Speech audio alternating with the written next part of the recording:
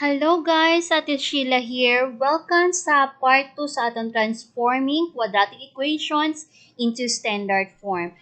This time, hatagan ta mo og another na pod nga example sa atong quadratic equation.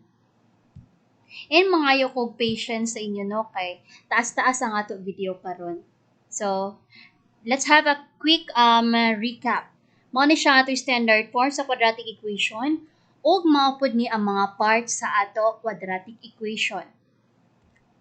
And i-remind ta mo nga ang ato equation pwede siya ma-divide into two sides gamit ang equals nga sign. Nati gitawag nga left side kay naman siya sa wala. O nati gitawag nga right side kay naa siya sa tuo sa equals nga sign.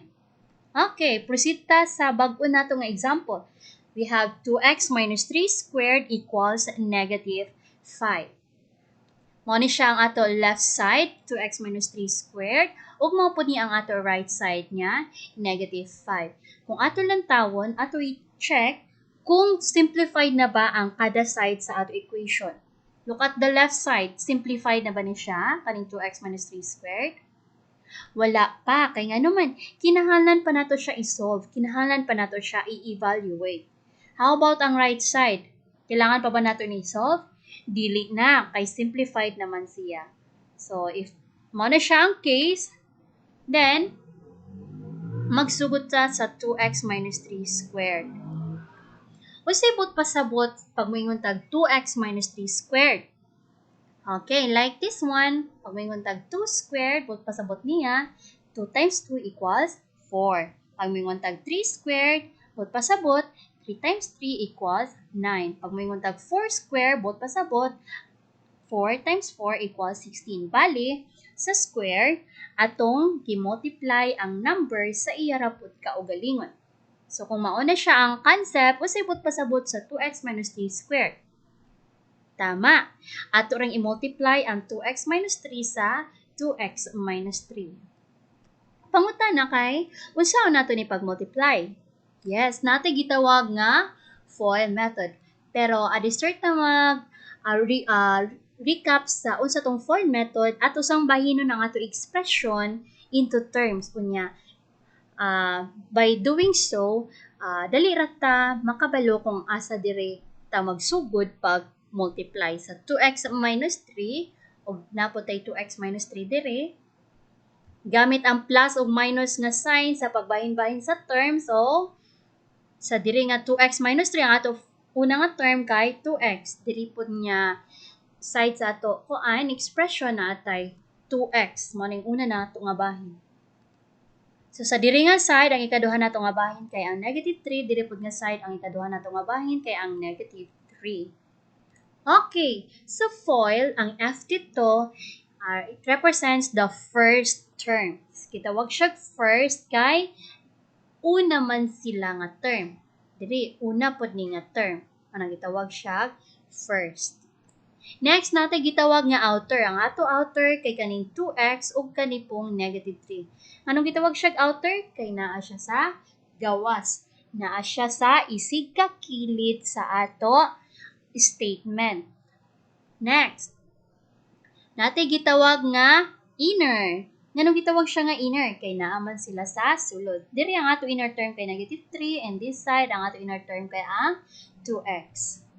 Okay, ang last. Gitawag siya last kay nga naman naa sila sa ulahi. Mao na ang iwit nga term. This sa diri nga side, negative 3 ang iwit na term o diri nga side ang iwit nga term kay kani negative 3. Sige, magsugod kita sa first. Mao man ni ang ato first, so 2x times 2x bilang answer natay 4x squared. Ang 4 diri ni gikan siya 2 times 2 equals 4. Ang x kay mao man ni siya ang variable nato. Ang 2 di sa kaya ni gikuha ang 2. Yes, tama. Di ba any variable nga walay exponent understood siya nga na 1 like this one. Okay, so kung naay 1 dire, napoy 1 dire, 1 plus 1 pila man. That makes 2. Ngano man ingon ani? Because mo may rule. Ako mag-multiply daw tag variables nga pareho og base like kaning x squared times x5, ang ato ra buhaton kay e i-plus ra natong exponent. Diri nga x ang exponent kay 2, diri nga x ang exponent kay 5, so 2 plus 5 mahimo siyang 7. So x raised to 7. Another example, pareho diri sila base which is letter A. So ang exponent diri nga 4 ug ang exponent diri nga 6 ato rang gi-add, so we have a raised to 10. So mora pud na diri. Next, ato ta sa outer. 2x times negative 3. Ang answer kay pila man? Yes, naatay negative 6x. Di sa maning 6. 2 times 3. Tama. Di sa maning x. Kaya diri man na siya gikan. Pero nganong negative man? Okay, balik ta sa ato rule. Kung mag-multiply ta or mag-divide tag integers, kung like signs, basta pa like signs, pareho og sign. Kung ang isa kuno nga number positive, o ang isa ka number kay positive, ang ila answer kay positive. Or, like signs, negative ang isa o negative ang isa, i-multiply nimo sila, ang answer kay positive. Another rule, kung unlike signs, pasabot sa unlike signs, dili pareho.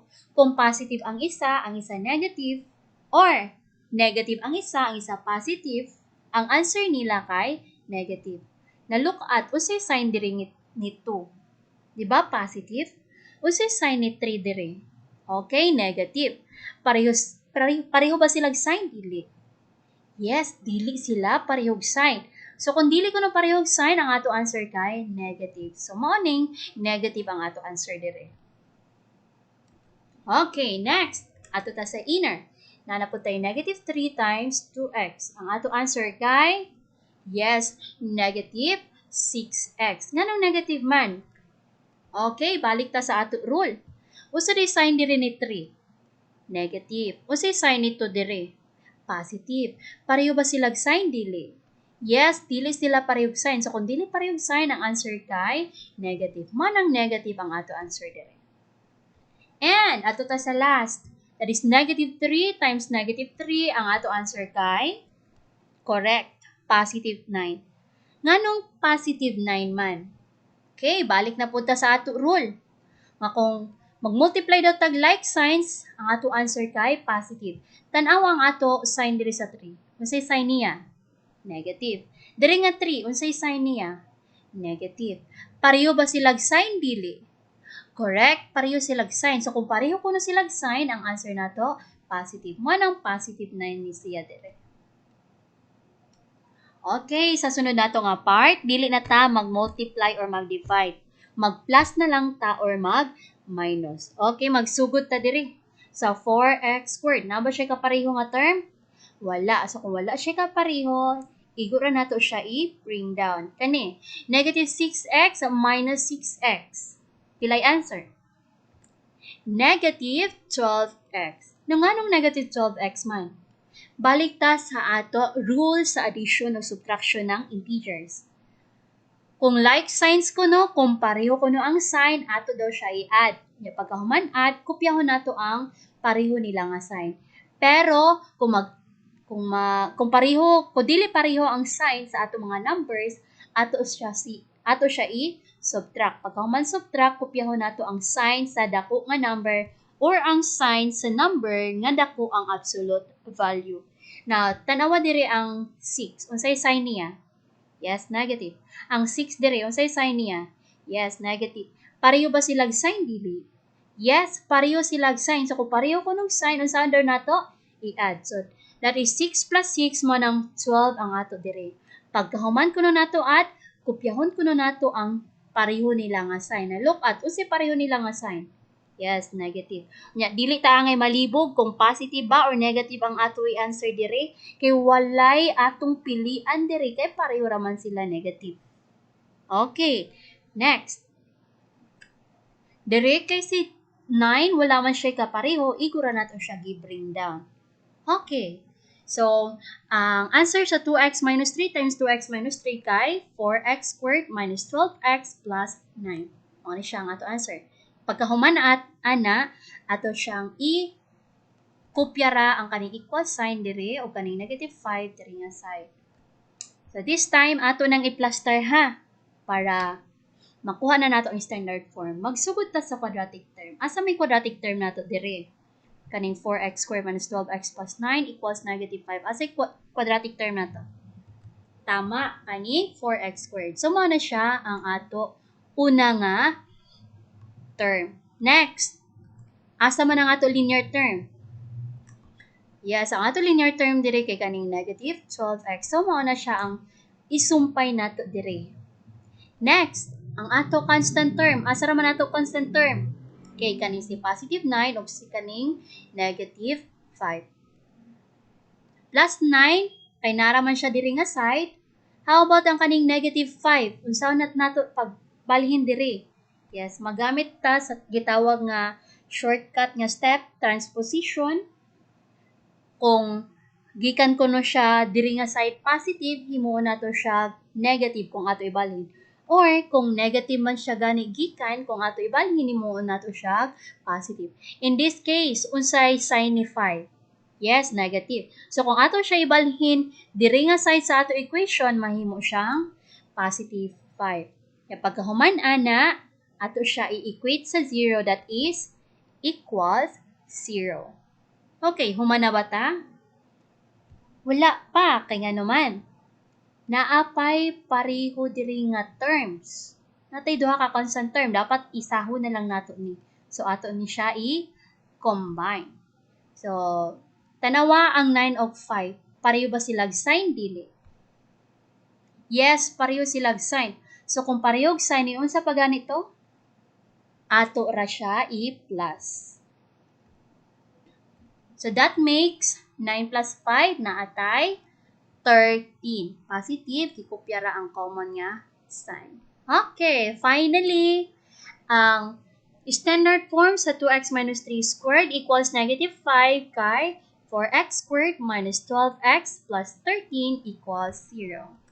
Okay, abang-abang nga ta guys sa part 3 kay maghatag na pud ko laing example sa quadratic equation para makabalo ta kung unsaon pag-transform into standard form. Daghang salamat. Kung magbinisaya ta, magkasinabot ta.